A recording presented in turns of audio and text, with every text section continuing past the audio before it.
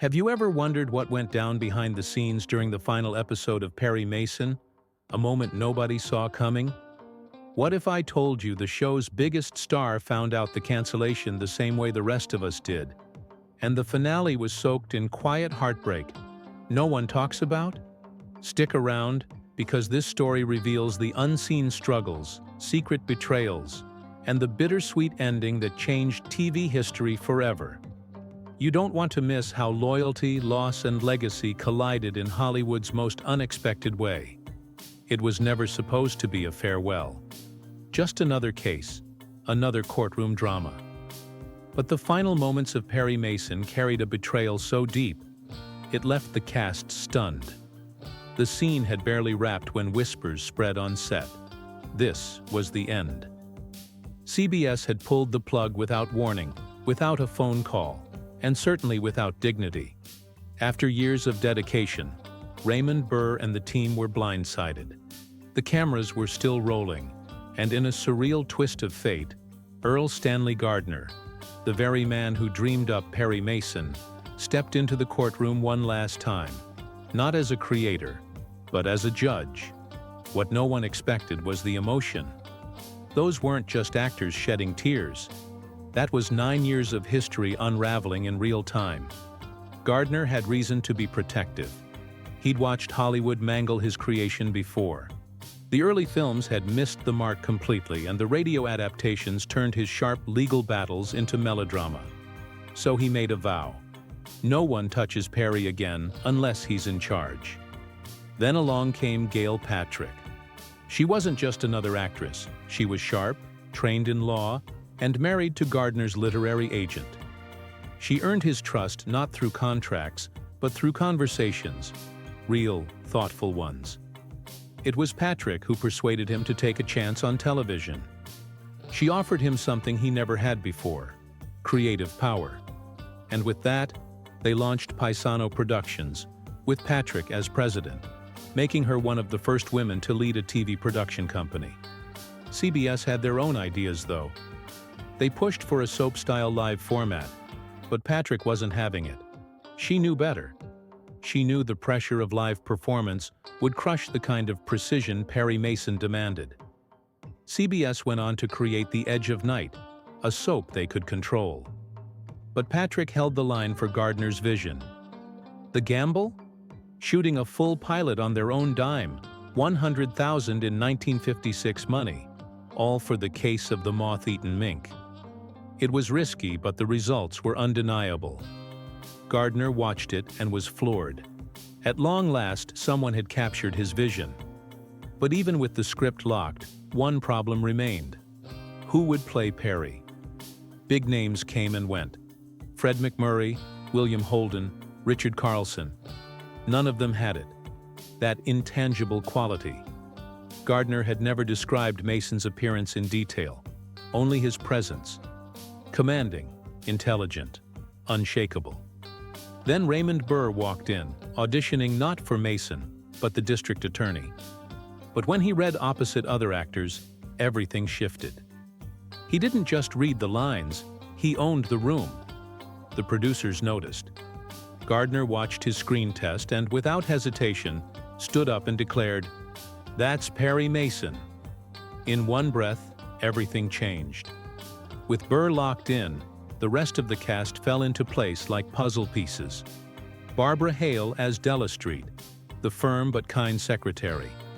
William Hopper as Paul Drake, the private investigator with charm and grit. William Tallman landed the DA role Burr had wanted. Ray Collins brought nuance as the skeptical cop, Lieutenant Trag. And the chemistry? Immediate. When the show launched in 1957, audiences felt it. The dynamic wasn't just good casting, it was lightning in a bottle.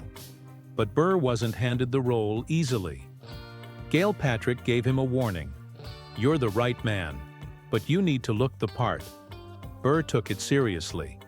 In 1 month, he dropped nearly 100 pounds, transforming from brooding villain to commanding lead. He reinvented himself physically and professionally. It was more than a diet. It was a declaration. But the struggle didn't end there. As the season stretched on, so did the toll on his body. The weight crept back, and Burr quietly battled to keep up with the demands of the role. Behind the camera, this wasn't just a TV set, it was a legal machine. The production demanded accuracy. Producer Ben Brady was a lawyer himself. Gene Wang, the story editor, also had a law background. And Gail Patrick's legal training meant no detail was too small. The way Mason walked into court, how he phrased objections, even the rhythm of cross-examinations, it all had to pass their scrutiny. These weren't just producers, they were legal guardians of the story. They spent 2 years perfecting every element before the premiere. Gardner remained deeply involved. He negotiated a deal that gave him 60% ownership, an unheard-of level of control at the time. Scripts had to go through layer after layer of edits before they even reached him. And once they did, he didn't hold back. His notes were sharp, direct, and final. He wasn't being difficult. He was protecting something sacred. Gardner even created a series Bible, a rule book outlining how Perry should think, speak, behave. He wasn't just building a character, he was crafting a legal archetype. And CBS, hungry for the show, agreed to it all. For 271 episodes, Gardner stayed hands-on. He read scripts, gave notes, and kept writing novels on the side. This wasn't just a paycheck, it was his legacy. When The Case of the Moth-Eaten Mink finally aired, it didn't look like anything else on television. The lighting was moody, the shadows deep. The vibe was noir, more detective film than courtroom drama. There were gangsters, secrets under tables, and even a shootout. Burr's Mason wore a hard-edged hat and a slimmer frame. The whole thing felt raw, experimental, almost too bold for 1957. But it worked. Over time, the style softened into a more consistent tone, but the integrity stayed. This wasn't just another show. It was something smarter, something real. From the very beginning, Perry Mason didn't just win viewers, it earned respect. And maybe that's the real reason it still matters. Because behind every case, every dramatic twist, there was a team that believed truth in storytelling was just as important as truth in court. When Perry Mason first aired, no one could have predicted the seismic grip it would soon hold on American living rooms. From a modest 43rd place in its debut season to a top 5 national ranking by its peak, the series rose like a legal phoenix, drawing in over 15 million households every Saturday night. It wasn't just another courtroom drama. It became the event of the week. CBS saw lightning in a bottle and boldly shifted it to Thursday nights in 1962, aiming to topple NBC's Bonanza. Against all odds, it did just that. What followed was a near-decade reign, 9 full seasons, and 271 episodes that redefined loyalty.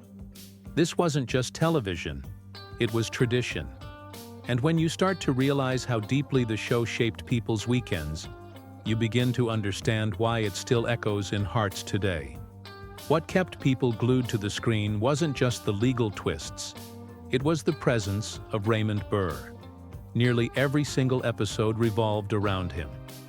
His intensity, calm authority, and measured delivery felt like a blanket of certainty. The man never seemed to break a sweat, even when the whole case was hanging by a thread. Burr's performance was so commanding, he won 2 Emmys, while Barbara Hale, his steadfast legal secretary Della Street, also earned her own golden statue. And this wasn't just industry recognition. Fans spoke too, voting them as TV Guide Award winners, reminding the world that courtroom drama could be both clever and comforting. But the ultimate validation came from an unlikely source: the American Bar Association. For a legal drama to be honored with the very first Silver Gavel Award for accuracy and dignity in portraying the law, that was unheard of. It wasn't just a show anymore. It was trusted, revered. In a time when television was still carving its place, Perry Mason had become a symbol of justice that made viewers feel safe. Saturday at 7:30 p.m.? That was non-negotiable. Families would wrap up dinner, set chores aside, and gather in front of their black and white sets. Those opening notes of dramatic music were the cue. Justice was about to be served. It became a family ritual, sacred in its repetition. The show's brilliance wasn't just about Burr's courtroom wizardry. It was how it spanned generations. Kids were drawn in by the suspense, adults appreciated the logic, and even grandparents sat silently, waiting for Perry to unravel the mystery. Teachers referenced it in school. Even a group of nuns once protested when an episode didn't air on time. Imagine that. A convent full of devoted viewers insisting justice be televised. That kind of devotion is rare, and Burr never took it lightly. He answered fan mail, visited sick children, and made sure the connection with viewers never felt one-sided. By the time the series closed its final case in 1966, it had been woven into the fabric of millions of lives. Some fans had literally grown up with Perry, entering adolescence as the show began, and heading into adulthood when it ended. And when CBS revived the brand in 1985 with made-for-TV movies, those same fans returned, proving this wasn't just nostalgia. It was home. And yet, in a show built on certainty, one moment shattered expectations. In 1963, the case of the deadly verdict turned everything upside down. For the first and only time, Perry Mason lost. Janice Barton was found guilty and sentenced. Audiences gasped. Was this real? Had Perry actually failed? But it was all part of the setup. He fought back, uncovered the truth, and proved her innocence. Still, the shock ran so deep that the episode was pulled from syndication for over 20 years. When it finally resurfaced in 1988, it had become legend. Just the mention of it stirred up whispers. That was the one case he lost. CBS continued to test the waters. In 1966, they aired one episode in full color. The case of the twice-told twist. The iconic courtroom turned bright and surreal. Viewers suddenly noticed Burr's striking blue eyes. But the switch didn't land the way CBS had hoped. The color felt artificial. Some said it looked more like a stage play than real drama. One fan compared it to watching Bonanza in color for the first time. Exciting, but something just felt off. The experiment never repeated. The next season was canceled, and color remained a curiosity. Back in 1959, Perry Mason quietly broke new ground. The case of the blushing pearls unfolded within a Japanese-American community. It cast actual Japanese actors, including a young George Takei, years before he'd become Sulu on Star Trek. The episode was respectful, nuanced, and even featured music inspired by traditional Japanese styles. Bill Walker also appeared as a night watchman, becoming the first black actor to speak on the show. And there was a curious coincidence.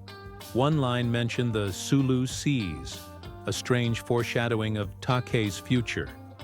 These small moments mattered. They showed what Perry Mason could be when it dared to reflect the world around it. But sometimes, its efforts fell short. In 1963, the show cast a black judge for the first time. It should have been a triumphant step forward. But the judge had no lines. None. In fact, the script was altered to avoid courtroom objections altogether, making the entire trial feel lifeless. The silence was deafening. Critics took notice, questioning whether this was real progress or just a show of it. It was a missed opportunity, one that remains uncomfortable to this day. And then came the storm that nearly unraveled it all. In March 1960, William Tallman, the face of Hamilton Burger, was caught in a scandal that threatened to destroy his career. A raid on a West Hollywood apartment led to wild headlines accusing him and others of shocking behavior. Among the accused was Peggy Louise Flanagan, who would later become Tallman's wife. The press ran with it, painting the scene with lurid exaggeration. 4 days later, CBS cut Tallman loose. No trial, no questions. His name was scrubbed from credits, his face removed from intros.